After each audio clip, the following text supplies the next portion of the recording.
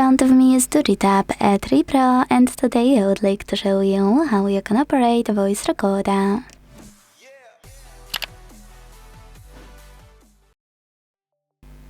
Begin by opening Recorder app that's already on your device and tapping on Allow in all available pop-ups for it to work.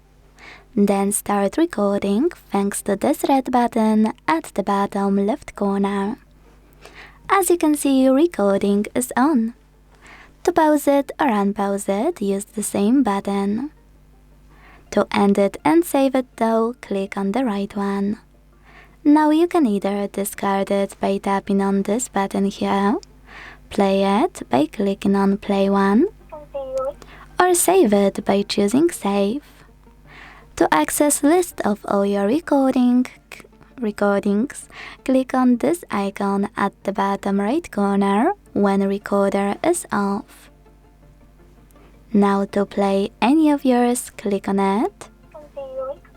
And to go back to recorder list, click on square button and then the same button of the list you just clicked.